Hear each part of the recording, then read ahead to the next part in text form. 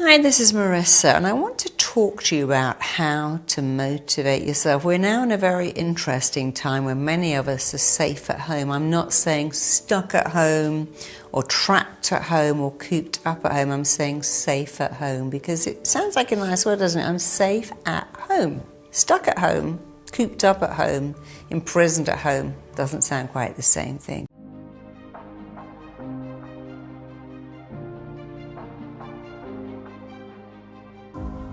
But many people say, I've got this time at home. You'd think I'd be motivated. I could write a book, I could read 20 books, I could be working out. I always say I haven't got enough time to work out, and now I've got all this time. I'm not working out. I've said for years, if I had a week to myself, I'd clean the house and I'd do all of these things and not doing anything. In fact, I'm so unmotivated. I'm just lying on the couch, watching TV, eating potato chips. What's going on? I thought if I was motivated, I might batch cook really healthy food and use that time. So here's the classic mistake that comes up again and again and again. I see all my clients and they all say the same thing. I'm waiting for motivation. You know what? Motivation doesn't go, here I am. I'm motivation, I'm at your door, and I've come to motivate you. That never happens. Waiting to be motivated is a huge, big, classic mistake. You have to take action to become motivated. You see, I don't love going to the gym. I don't really love running. But I never wait for the motivation to run or go to the gym to come. I know if I get on that machine and start to work out, I become motivated. I have a Pilates machine in my house. I have exercise equipment in my house. I have a boat right outside my house, a kayak that I could go on every day. But if I don't take the first action, pick up my paddle, get on that paddleboard, get in that kayak, or stand on my Pilates reformer, I won't do it. And often I go, you know what? I'm really not in the mood. I'm going to do 5 minutes on the reformer. And the 5 minutes becomes 25 minutes because when I start, I keep going. I know most of you have had this experience. I don't really want to tidy the house, but I'm just going to do one little thing. I've put it off all day. Let me start do the laundry, tidy up the house, pick up stuff. And as you do it, you feel so good that you do more. Here's another thing I see with many people who say, I'm not motivated to have sex. A lot of women say to me, I'm not really motivated. I've got so much to do. Make the kids' lunchbox, put out the kids' clothes, walk the dog, tidy up the house, do the dishes. I feel like the last thing on my list is have sex with my husband. I don't want to tick that list. It's just another to-do. But then they say, but you know what? I decided to have sex, and the weirdest thing happened. I started to think, I'm really into this. This is actually very nice. And as I began to have sex, I became motivated to really enjoy the sex, whether it's sex or running or tidying up. You do not become motivated until you take action. I've written 5 best-selling books, and I know you don't wake up and go, I'm so motivated to sit on my desk and write and write and write. You have to sit on your desk and go, I'll just do some spell check. I'll just look at some chapters.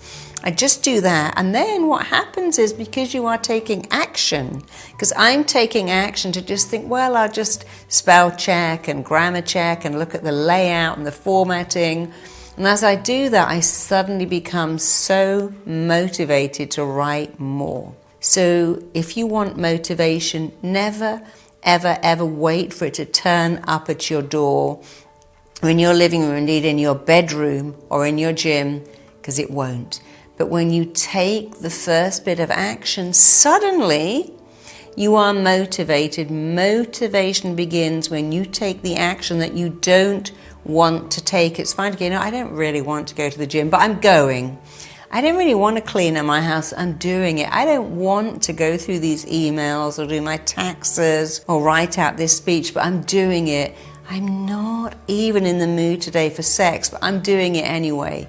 And please don't think I'm saying you should have sex when you don't want to. I'm saying in a relationship with a person where you love each other, sometimes you think, I could. Why not? really in the mood, but I'm going to get in the mood. So I get in a lot of trouble saying, oh, you've just told me to have sex and I didn't want to. No, I haven't. I've told you that if you begin sex in a loving relationship, you'll often find that you start to like it and enjoy it, because motivation follows action. It comes after action, not before. So remember, if you're waiting for motivation to turn up, it may never turn up. But if you take the action that you would like the motivation to give, if you do it first, all of a sudden, everything clicks into place. You take action.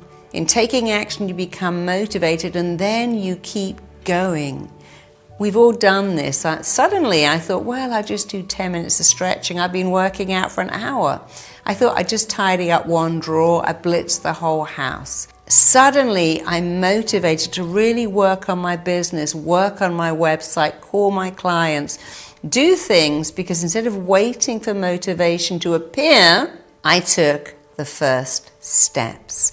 And here's something else that will really help you to be motivated. You must say, I like it, I want it, I have chosen it. I know as a writer, waking up thinking, oh no, I've got to write that book today. Oh, I'd rather be anywhere than here, doesn't work, because all of a sudden I have an overwhelming desire to tidy up the sock drawer, make all the silverware in order, straighten the cushions, because what did I tell my mind?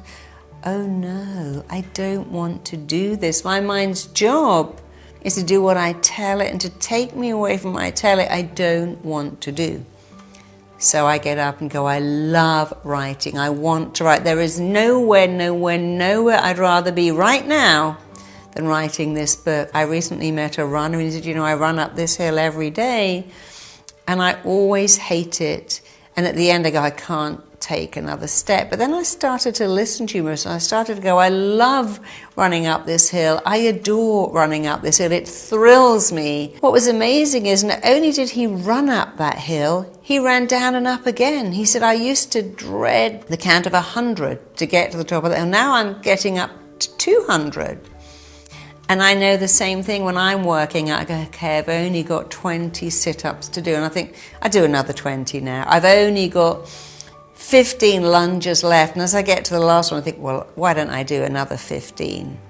We can cope with anything we know there's an ending. And we motivate ourselves when you take action. But as well as taking the action, you have to go, I want it, I love it, I've chosen it, I like it, I like it, I like it, I want it, I want it, I want it. And I recently met a writer who said, you know, I found writing the most excruciating, lonely, isolating thing to do. And think of those words, excruciating, lonely, isolating. He said, but I listened to you. And I said, actually, it's thrilling, it's engrossing, it's absorbing, it's rewarding. I worked with a model once, and she said, you know, being a bikini model, it is torture, it's excruciating. I said, why? She goes, well, people look at my body. And I thought, isn't that interesting that she'd say being a bikini model is excruciating, agony and torture. We all know it's not torture. It's certainly not excruciating, it's not agony. But the words you use define how you feel. Your words shape your reality. Take action, begin motivation, use the right words. I love it, I want it, I've chosen it. And finally, this one sentence, should you choose to use it, will change your entire life. I have chosen this. And I've chosen to feel great about it. I've chosen to spend all weekend working on my business, and there's nowhere else I'd rather be. I've chosen to write a book, write a speech, work on something, send it out. There's nothing else I'd rather do. I've chosen to work out, and while I work out, I keep saying, I love it, I love it. My body loves the sit-ups. My legs love these lunges. My arms love these pull-ups. It's what I call lie, cheat, and steal. Lie to your mind, cheat failure, steal back success. You know what to do. Take action first, don't wait.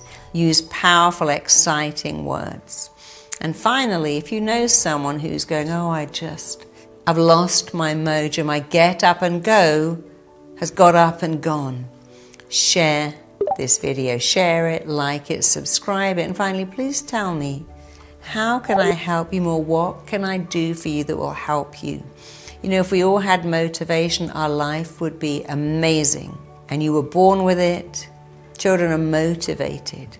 And you can reactivate, remanifest, regenerate that just by listening to this video and thinking, I can do that. And I'm going to do it now. Thanks for tuning in. See you very soon.